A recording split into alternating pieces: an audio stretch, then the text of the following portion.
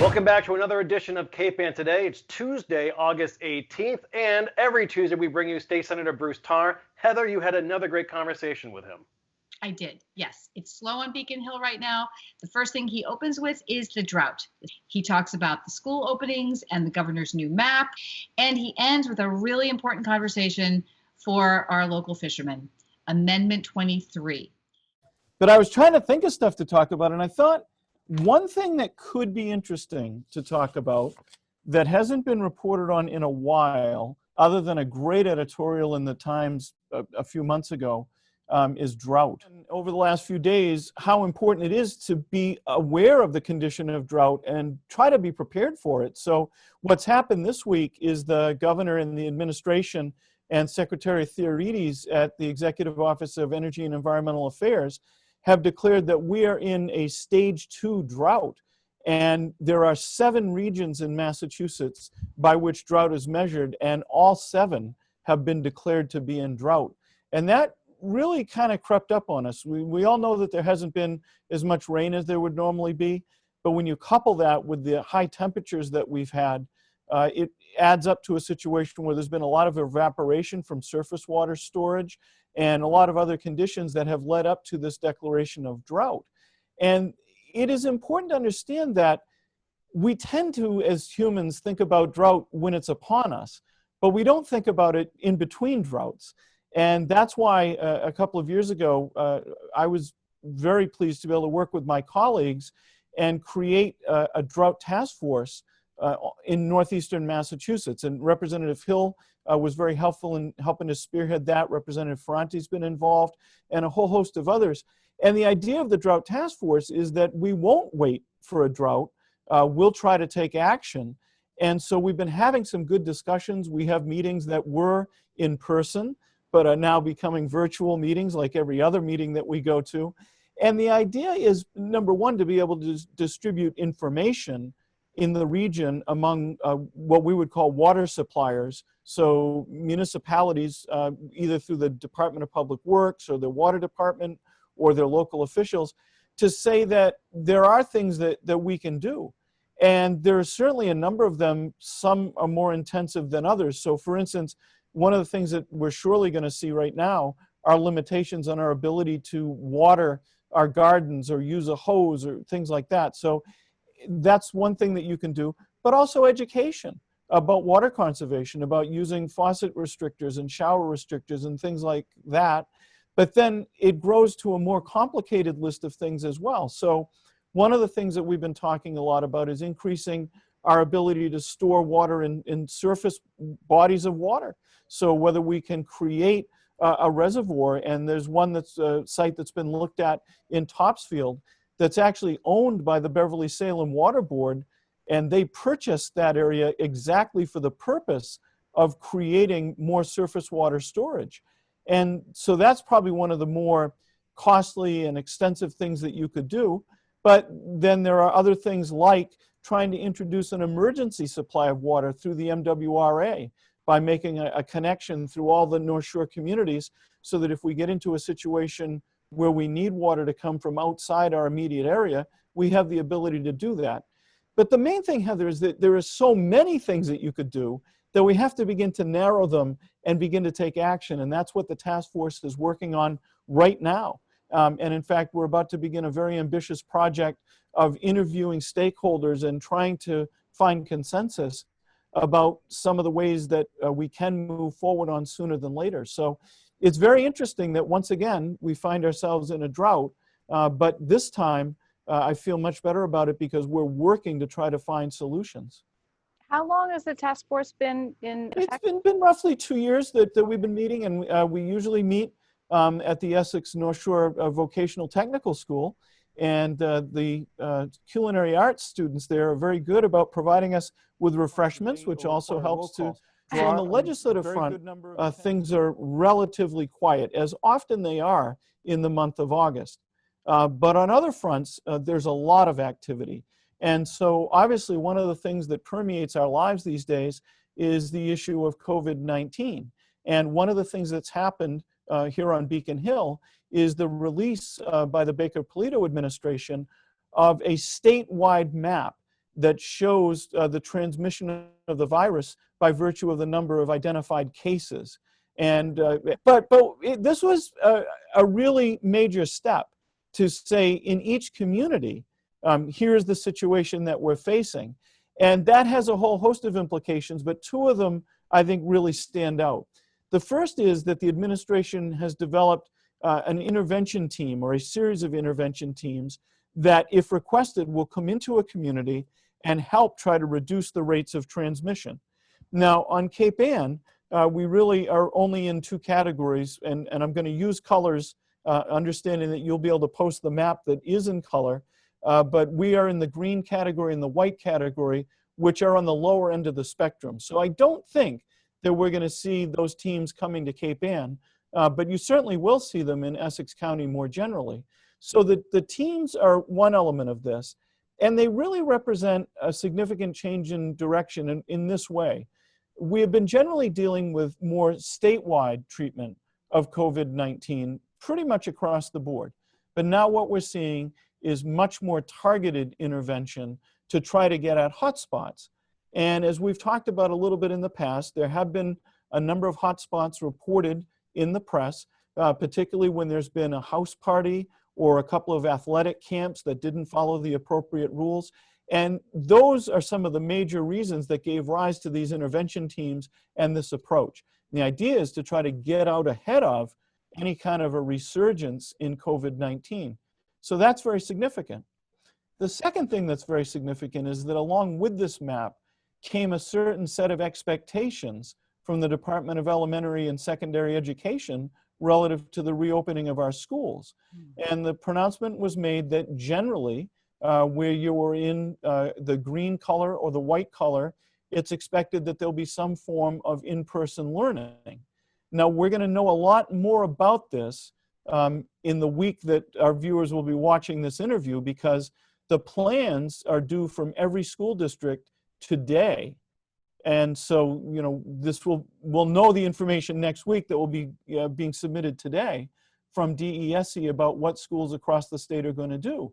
And what we've seen are debates in many, many school districts about what the right course of action is. And part of those debates will be informed by this information that is now available that wasn't available in the same way in the past. I think it was Superintendent Lebo in Rockport who pointed out that there's a large number of teachers working in the Rockport schools that are coming from towns far away. Absolutely. So the map, sort of gets shifted if you have, staff and teachers who are coming from a different zone, perhaps, into your school system, that introduces a whole different calculation. Absolutely. I mean, I would go so far as to say that the map tells us much more about the student population than the teaching population. Right, exactly. Yeah. Well, I know that next week we'll talk more about schools because there'll be more decisions and we'll know a little bit more. It'll be much clearer, and we'll be able to talk a little bit about the plans that have been submitted and how those stack up as we look around the state and particularly on Cape Ann. Well, the last thing you were going to talk about, I believe, is Amendment 23, one of our favorite subjects, fishing, right? Well, we know that fishing is very, very important, and it's had its challenges. And we've talked a bit before about how difficult the pandemic has made it, because a lot of the fresh fish that's caught in our ports in Gloucester and Rockport is going usually to restaurants. And we always say it lands on a white tablecloth at some point in its life. But that's been difficult during the pandemic. And we've made great progress in trying to change that and be able to redirect the supply chain. And we've talked about that a lot in the past and love to talk about it more in the future. In fact, I'll give a little tease here that we may have some more major news about that next week, about a new entity coming into being that I think folks will be very, very interested in. I'm but writing that down and I'm holding you to it. Okay. Okay. We keep putting off that conversation. All right. Well, we're working on it. We think that we'll be able to discuss that entity next week. Great. Okay. But for right now, one of the things that folks that are in the industry on the harvesting end, and particularly folks at the Northeast Seafood Coalition, which does such an incredible job of advocacy, along with the Massachusetts Fishermen's Partnership, one of the things that they've been telling us is we still need to be mindful of regulations and their impact. And so right now, and I try to be as succinct as I can about this, in New England, the groundfish fishery is managed by a plan known as the Northeast Multi-Species Fisheries Management Plan. And from time to time, that plan gets amended. And what is on the table right now is something called Amendment 23. And it addresses monitoring of fishing trips. And right now, the New England Fisheries Management Council, which will develop and vote on this amendment and then send it to NOAA for approval, the preferred alternative is to have 100% observer coverage on our fishing vessels. Now, that may sound like a good idea in principle, except when you understand the tremendous cost that that would impose on the vessels that are in our ports that are already struggling to survive. Now, right now, the federal government is paying for 100% of the cost of that coverage when it happens. That has not always been the case. Excuse me. That is correct. Number one, the observers are supposed to be financed through an industry-funded mechanism, meaning from the boats themselves. But in recent years, the last couple of years, the federal government has been paying through the advocacy of people in Gloucester and Rockport and all across the fishery, has been paying for 100% of those costs. But we fear that that's going to run out at some point because it's still meant to be, in the letter of the law, an industry-funded plan. And this is something like to the order of $600 a day is what I've heard. Is that's roughly correct, yes. And so there are different private contractors that offer the service. They're sanctioned by National Marine Fisheries, and they are required to be carried right now on a certain number of trips. But right now we're also in a pandemic. And so a number of us, including our federal delegation, many of our state legislators, as well as advocacy groups, have asked for National Marine Fisheries to waive the requirement of observer coverage because, frankly, it's dangerous to the health of everyone involved. And we've been able to get that exemption. We're now pushing to have it extended. So right now, observers are not on fishing vessels at all. But if Amendment 23 were to pass, using the preferred alternative that's on the table right now, there would be the requirement of 100% observer coverage. And if that were to happen, and the federal government were to stop paying for the observers, then the margin, the economic margin that is allowing the industry to survive right now would be all but eliminated. And so there's a lot of concern about that. And let's just back up. From what I understand, there have been years when there was not 100% coverage and the fishing boats had to pay for a monitor maybe every third trip. Correct. Something like that. So $600 out of pocket every 3 trips. But this would be every fishing trip they make, they need to pay for that monitor. And what does the monitor, what is his function, his or her function? Well, the observers are basically recording data. They're watching the trips to make sure that folks are playing by the rules and that they're not catching, for instance, juvenile fish and increasing the mortality of the stock in that way. And they're reporting that data. But there are other ways also to get that information. And that's one of the things that's important about the Amendment 23 discussion, is that there are other alternatives that are included in the Amendment 23 document, like using more electronic monitoring or using dockside reporting in an increased kind of a way. I would personally argue that the best way to do this is to increase collaborative research and have scientists working more with fishermen than they are today to be able to build our body of knowledge that way, rather than have a simple data collection method that may not generate the information that would be worth the cost of it, because we already are getting some of that information. And the question is, how much more does 100% observer coverage add at a terrible potential cost to the survival of the industry? Yeah, and it feels so low tech, you know, in a high tech world, right? For just start right there. And again, the idea of that extra person on a fishing boat in really close quarters, you know, where do they take a nap? How do they eat given the pandemic? It just seems really extreme, like an extreme burden on these fishermen. And is there any explanation for this? Why suddenly? Well, the thought is that there is a gap in the data that could be filled with 100% observer coverage, and that we would learn a lot more about things like discards, but discards being when a fish comes onto the deck that is not of the required minimum size, it has to go back overboard. And while that sounds like it may be a workable thing, you also have to realize that many times, because of the change in pressure that fish has experienced coming to the surface, it may not survive re-entering the ocean. And so the question is, are you creating mortality? And why wouldn't that fish be better off coming to land and feeding somebody, and the fishing operation, that trip being shorter, so it doesn't have to catch as many juvenile fish, bring everything in, and use what's on deck? So there are a lot of different ways that you can come at this. But the idea behind the amendment is that we need more information, more data to properly manage the fishery. My argument, and that of many others, is that there are better ways to do that than just requiring 100% observer coverage.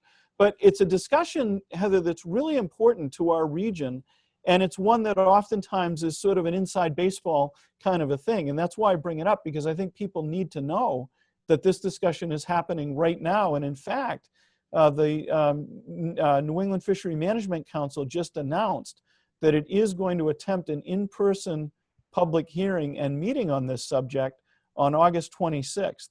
And from what we know right now, it will be under a tent at one of the hotels in Wakefield. We don't have a lot of the details yet, but that's pretty significant in and of itself, because the council hasn't had an in-person meeting in quite some time. Well, so I assume you'll be attending? Well, I'm hoping to. It depends on what the schedule is here at the State House. So we're trying to coordinate that. But I absolutely will be submitting written testimony. And right now, I'm putting together a letter to be hopefully signed by many of my colleagues here at the State House. And that written testimony will get submitted, and I'm hoping to deliver it in person. Well, it would be great to hear the follow-up from that meeting and any news on that front. And can I guess that you'll be talking about the Mass Seafood Collaborative next week? Well, it's something that's tangentially related to the Mass Seafood Collaborative. Okay. So absolutely. Wanting to hear more about that. In fact, I did hear someone, somebody say this week that of all the money coming out of Washington right now, the fishermen have seen none of it. And there are big promises. It was, what was it, $300 million that was coming out of the CARES Act to fishermen? And they have not seen this person was quoted as saying a penny. Is that true? Well, in Massachusetts, actually, we're starting to see some, because the money from the CARES Act is being routed through state government and through the Division of Marine Fisheries. And money has so far come for recreational charter vessels that carry passengers for hire, and to aquaculturists, but it has not yet flowed to fishing vessels and to fishing processors. And those two categories will get the vast majority of the money, and that is about to come forward. And the money is intended to compensate for losses. And so one of the things that had to be developed was a metric for what those losses consisted of. And a lot of credit, again, to the Division of Marine Fisheries and all of the stakeholders that have participated in their discussions about what those metrics should be.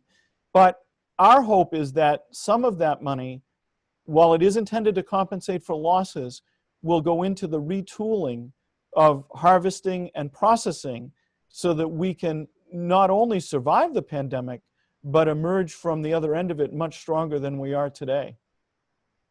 That's a happy ending. I think we should probably call this interview, finish this interview now on that good note, because that's a positive note. It is very, very positive. There's a lot of work being done with the fishing industry by so many people, and so many people on Cape Ann, whether it's our mayor, our state representative, or Angela Sanfilippo, or Jackie Odell, or Vito Gigoloni. People should really be proud of the leadership that's coming out of Cape Ann with regard to the fishing industry. Given our history, we wouldn't expect anything less, but we also shouldn't take it for granted. That's great. Well, thank you, Senator Tarr, and we will see you next Friday. We look forward to that. Thank you very much, Heather, and I hope you will have had a good weekend. And I'm looking forward to maybe a little bit cooler temperatures over the weekend. So hopefully we can take advantage of that. And we'll be looking for rain. Yes, indeed. All right. Thank you. All right. Thanks, Heather.